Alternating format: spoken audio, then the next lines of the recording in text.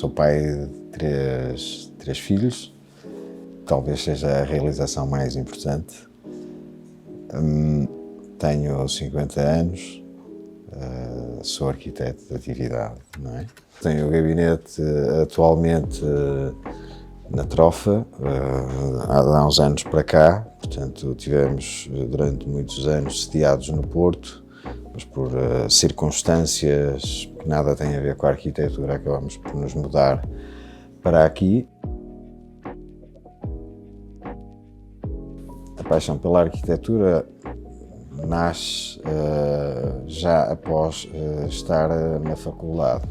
Há alguns sinais que têm a ver com esse desejo enquanto criança, mas que, enfim, não damos conta daquilo que é o significado de algumas coisas que fazemos enquanto somos muito jovens.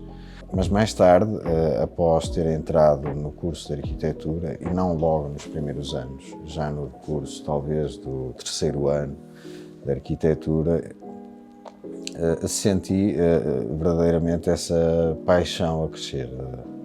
Portanto, era muito jovem nessa altura, não é? Portanto, ia fazendo a minha atividade diária com um conjunto mais de atividades que são próprias a essa juventude, de índole musical, de índole social, com os amigos, e de algum compromisso social também, porque pertencia a alguns movimentos de ação social.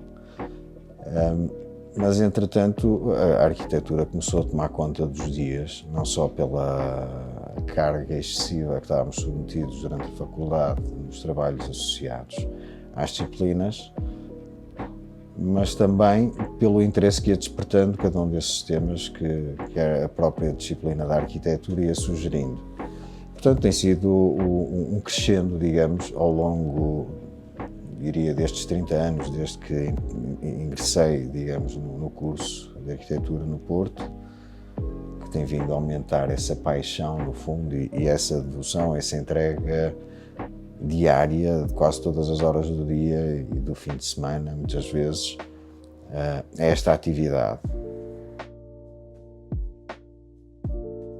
Eu devo dizer que também não é uma coisa propriamente uma vontade expressa, nunca tive essa vontade.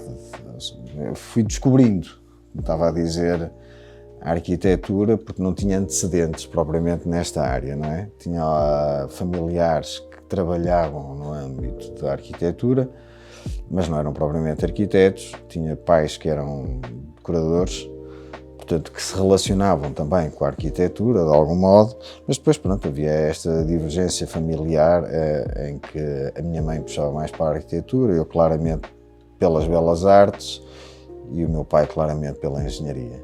E, portanto, foi, digamos, o meio termo aqui, o compromisso, digamos, entre as belas artes e a técnica da engenharia que me levou à arquitetura, numa primeira mão.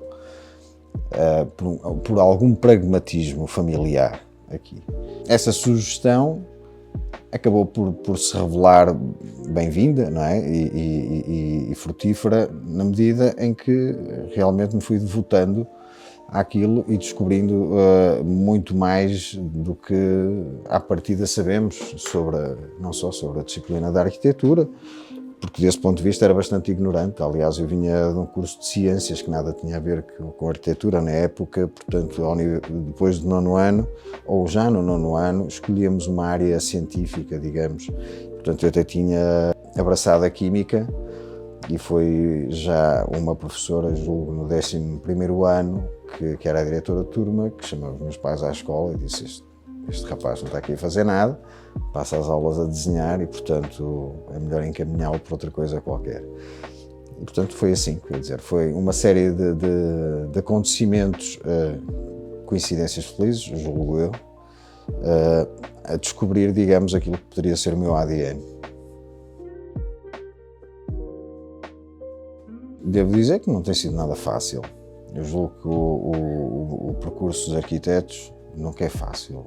Mas eu julgo que a arquitetura é extremamente dependente do fator social. Portanto, muitas vezes acabo por dizer que mais do que a capacidade do próprio arquiteto, o núcleo de relações humanas que envolvem, digamos, esse profissional acaba por ser tão ou mais importante, julgo eu, do que a própria capacidade do arquiteto em si mesmo. Tem sido um percurso feito muito a pulso, digamos, foi feito também de muitas frustrações, devo dizer, no início de carreira.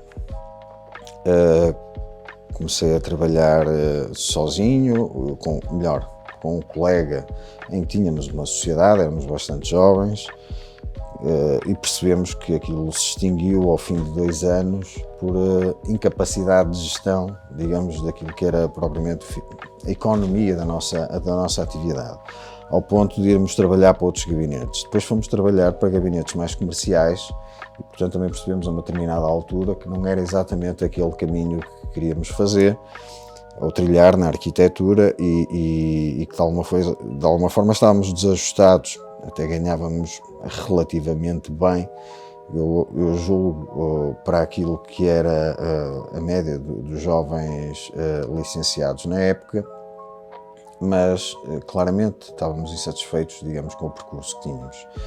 Nessa altura, tanto eu como o Paulo acabámos por ir para arquitetos cujo interesse da arquitetura enquanto disciplina era muito maior, digamos, que o negócio que rodeia a arquitetura. E, portanto, o Paulo foi para a Holanda trabalhar com o Iokunan e eu candidatei-me, digamos, a uma vaga no Arquiteto CISA e acabei por ficar. E, portanto, passei, eu diria, grande parte destes últimos 20 anos a trabalhar com o Arquiteto CISA, mas ele também foi bastante simpático comigo a uma determinada altura e ao fim de 4 anos eu estava a trabalhar, digamos, a meio tempo no gabinete. Portanto, uma parte do tempo trabalhava com o Arquiteto CISA, a maior parte do tempo, eu diria até, e uma parte do dia eu trabalhava no meu próprio gabinete com 1 ou 2 colaboradores que tinha na altura. E, portanto, desse ponto de vista foi sempre muito sofrido, mas ao mesmo tempo havia um equilíbrio financeiro entre aquilo que era, digamos, o meu dia-a-dia no gabinete do Arquiteto CISA e aquilo que eventualmente eram as encomendas ou os falhanços, digamos, da minha vida no meu próprio gabinete. Permitia aqui algum balanço, equilibrar isto, digamos, com as necessidades familiares. Como eu disse, tinha 3 filhos, estava altamente comprometido a uma determinada altura e portanto, permitia-me esse balanço e praticar, de alguma forma, a arquitetura de um modo muito autêntico, muito sério, muito honesto, como nós podemos assistir àquilo que tem sido o percurso desde sempre do Arquiteto CISA. Portanto, isso atraía-me, ao mesmo tempo praticar e fazer qualquer coisa que fosse verdadeiramente satisfatório do ponto de vista intelectual, sério, e ao mesmo tempo ir praticando, digamos, dentro das minhas possibilidades, nas minhas pequenas encomendas, tendo em conta o tempo que tinha disponível para trabalhar para mim, não era possível também abraçar grandes desafios, não é? Para encontrar este equilíbrio depois no gabinete do Arquiteto CISA. Portanto, andei aqui muitos anos, não é? A praticar em ambos os lados, não é? Com coisas no meu escritório, do ponto de vista programático, bastante mais acessíveis, do ponto de vista da atividade dentro do Arquiteto CISA. Portanto, eu tinha uma atividade muito mais intensa, muito mais complexa dentro de programas em que, enfim, poderia experimentar de alguma forma apoiado estes exercícios da arquitetura. Formalmente foi estabelecida em 2008, formalmente, uma questão meramente fiscal, diria, de registro, marca, etc. Sendo que já era uma entidade que existia, não é? Entre mim, era praticamente um compromisso comigo mesmo, porque no ARC são basicamente as minhas iniciais, é Nunes Oliveira Arquiteto. Portanto, era um compromisso que existia dentro de mim mesmo, a marca já existia, digamos, mas de uma forma não formal. Portanto, sei lá, eu diria a partir de 2001, 2002, quando com um conjunto de amigos, acabamos por iniciar um ateliê em sistema de coworking, ali no Cais das Pedras, no Porto, portanto, mesmo junto ao rio, em que dividíamos basicamente o espaço, tínhamos obrigações, acima de tudo, de garantir a qualidade do espaço, uma imagem comum, etc. Mas não havia propriamente uma divisão de proveitos, cada um tinha os seus clientes, maioritariamente, dividíamos pontualmente um ou outro trabalho e parcialmente uns com os outros, nem tinham que ser todos em conjunto, mas foi por volta dessa altura. Trago, pelo menos, são as experiências a que temos sido sujeitos e a que nos temos proposto ao longo do tempo. Portanto, eu, enquanto colaborador do arquiteto Cisa, fiz inúmeros trabalhos, devo dizer, bastante desafiantes e bem complexos. Lembro-me da renovação do Hotel Vidago Palace, em Chaves, portanto, e todo o parque, o campo de golfe, todas as fontes, etc. Fui parte dessa equipa, não é? Era uma equipa bastante vasta de arquitetos e, portanto, em que depois um conjunto pequeno de arquitetos abraçavam cada um dos edifícios ou daquelas partes do parque que teríamos que renovar. Do Parque de Pedras Salgadas, exatamente a mesma coisa, portanto era um trabalho para a Unicer. Portanto, houve assim uma série de trabalhos que eram verdadeiramente complexos e que nos davam, digamos, uma mundivisão, digamos, desta disciplina que é a arquitetura, com muita complexidade, e nesses trabalhos estava integrado também numa equipa que trabalhava na estação de São Bento para a Metro do Porto. Portanto, isto são alguns dos trabalhos pelos que passei, portanto, isto dá-nos uma visão complexa, digamos, das dependências da arquitetura e essencialmente das engenharias, não é? Tudo aquilo que nos envolve do mundo da construção também, em programas bastante complexos, como eu estava a dizer.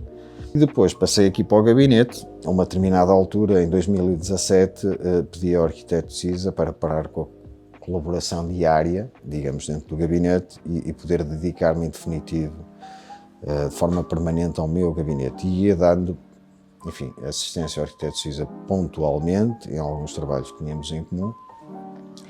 E a partir dessa altura, sim, pudemos-nos dedicar a programas mais vastos, portanto, lançarmos ao concurso da Câmara Municipal da Trofa, lançarmos este concurso da Ponte Ferreirinha para a Metro do Porto, que vencemos também, ao concurso do Aldo de Vigo, que também acabamos por vencer.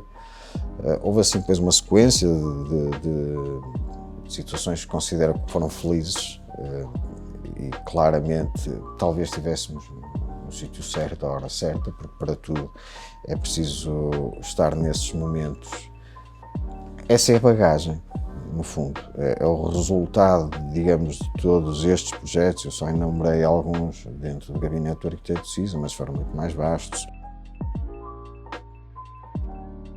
Inspiração, eu acho que vamos buscá-la, digamos, ao dia-a-dia, às rotinas, às pessoas, essencialmente, que nos rodeiam, digamos, às incapacidades do nosso país para garantir, digamos, o ambiente confortável que todos gostaríamos de ter nas cidades, a falta de equipamentos, muitas vezes, que temos a nível público, a falta de infraestruturas. O que nos inspira, eu diria, são essas fragilidades do nosso dia-a-dia em que queremos fazer mais e melhor do que aquilo que temos, antes de mais. Depois há outras coisas que nos inspiram, mas além das pessoas e daquilo que são estas trivialidades com as quais nos confrontamos e para as quais não obtemos resposta, e isso inspira-nos a fazer, claro. Há depois uma série de imagens do ponto de vista da arte, do ponto de vista também, muitas vezes, da realidade, imagens por vezes sem grande significado e que, olhando para elas, para além daquilo que elas são, muitas vezes, e do poder de sedução que alguns quadros reais da nossa vida nos sugerem, a partir dali, enfim, são inspirações também do ponto de vista gráfico para muitas outras coisas, não é? O que eu acho essencial numa casa, e eu acho que isso não tem mudado muito ao longo dos tempos, é o espaço social. Para além de perceber que uma casa, quando é, por exemplo, uma vivenda, até pode ser um edifício multifamiliar, a partir de uma determinada altura, e essa é a primeira análise que temos que fazer, é que faz parte de um património comum, dessa paisagem. Portanto, uma casa é uma construção. Entrando nessa função específica da arquitetura, que é a casa, eu diria que é primordial, entre todos os programas da arquitetura, é o núcleo de reunião da família. Antigamente, e durante muitos anos, na arquitetura popular, basicamente era a cozinha. E, portanto, chamava-se lar. A casa chamava-se lar, porque lar é a pedra da lareira. E, portanto, era aí onde as pessoas se reuniam, à volta da lareira. E, portanto, era não só a cozinha, era ao mesmo tempo a sala de estar, e se nós repararmos, digamos, na arquitetura tradicional, as pessoas entravam diretamente, digamos, para esse espaço. Não havia hall de entrada, não havia formalização, digamos, daquilo que é o espaço de habitar. A construção da casa, como hoje a vemos, tão compartimentada e tão fragmentada, digamos que é uma ideia de alguma aristocracia, em que, de alguma forma, os criados, como se chamava à época, noutros tempos, viviam numa parte da casa e serviam, digamos, os senhores, os donos da casa, digamos, em espaços mais representativos. E, portanto, eu continuo a achar que, acima de tudo, eu lembro-me de uma figura muito interessante do Porto, que era Paulo Banhosa, que dizia que a casa é como um hotel. Ou seja, deveria ter um lobby muito grande para receber toda a gente, e depois os quartos podiam ser umas pequenas celas apenas para dormir e estar escuro para descansar. Mas, essencialmente, a casa deveria funcionar como um hotel, como um lobby de hotel. E eu acredito exatamente na mesma coisa. Eu lembro-me dessa frase dele e isso inspirou-me, porque continuo a ver a casa como um lugar de encontro entre as pessoas todas, que sejam da família, do núcleo familiar, sejam as pessoas a quem recebemos em casa. Essencialmente, é o espaço social. Ou seja, não tenho nenhuma preferência por áreas de projetar dentro de uma casa.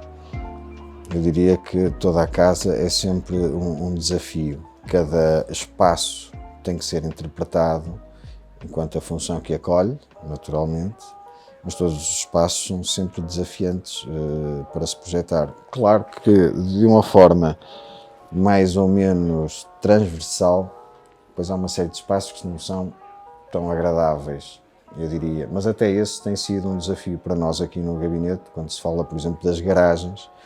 Nós, há uns anos para cá, temos vindo a transformar este conceito daquilo que é, por exemplo, a garagem. Normalmente é um espaço secundário na casa, mas se nós pensarmos muito bem, é cada vez mais a nossa recepção na casa. Entramos, por exemplo, com o automóvel dentro de casa. Hoje em dia os automóveis entram da rua para dentro do edifício e são levados em elevador até ao apartamento, muitas vezes.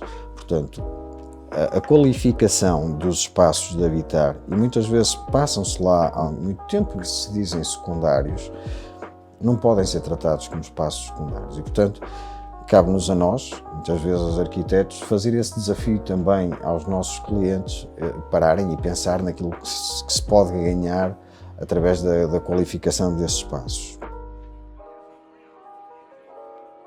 Ora bem, nós quando desenhamos as sensações que queremos transmitir ou que queremos, julgo eu, fazer sentir as pessoas que vivem em casa, acima de tudo é uma questão de conforto. Não é? Mas este conforto e todas estas qualidades que nós podemos acrescentar à arquitetura são coisas meramente subjetivas. O conforto para mim significa uma coisa, para o meu cliente pode significar outra, e quando falo de coisas que eu gosto pouco de qualificar e de falar, digamos, nessas sensações, como a elegância do espaço, a proporção do espaço, escala, portanto, a serenidade, muitas vezes queremos que o espaço transmita, e eu diria que são estes temas, nomeadamente essa serenidade que eu acho que temos que ter nos espaços de habitar, nomeadamente. Aliás, a maior parte da arquitetura. Isso tem a ver claramente com a personalidade que nós somos. Os nossos desejos, as nossas memórias, os nossos fetiches, diria, não é? Portanto, as nossas molduras, os nossos livros, os nossos objetos, as nossas coleções, aquilo que levamos para dentro de casa. Portanto, eu acho que a arquitetura tem que estar aberta a isso, não é? E, de certa forma, manter, digamos, este perfil sereno, tranquilo. Depois deixar que a vida das pessoas invada, no fundo, a casa e a marquem. Não tem que ser o arquiteto a marcar tudo, nem a marcar, digamos, o compasso daquilo que deve ser a vida familiar. O arquiteto cumpre, digamos, a sua função no momento em que dá um espaço limpo, dentro de determinados critérios e que tem a ver, digamos, com as grandes questões sociais hoje em dia, com aquilo que é, digamos, a nossa interpretação do mundo, dar uma resposta, digamos, ao tempo em que vivemos e aquilo que será necessário para criar uma boa casa do ponto de vista da sustentabilidade a todos os níveis, começa logo pela económica, e depois cabe, digamos, aos utentes marcarem a casa, no fundo, da forma que quiserem. Também não tenho planos para o futuro. Eu já aprendi o suficiente para perceber que não vale a pena planear grande coisa. Ou seja, prefiro manter princípios, eu diria, orientadores daquilo que sou, o que devo ser, que me devo educar, daquilo que quero fazer todos os dias e quero ser antes de parecer. Agora não tenho planos para ser nada no futuro, a não ser, digamos, manter-me fiel a esses princípios que me orientam. Quer dizer, não adianta nada, nem creio a nenhum de nós, termos grandes planos para nós, porque claramente não somos nós que os definimos, estamos sempre dependentes de terceiros e de muitas variáveis. Portanto, a vida é mais feita de variáveis do que propriamente de constantes. E prefiro, portanto, ir adaptando, digamos, a minha vida em função daquilo que vão sendo as solicitações.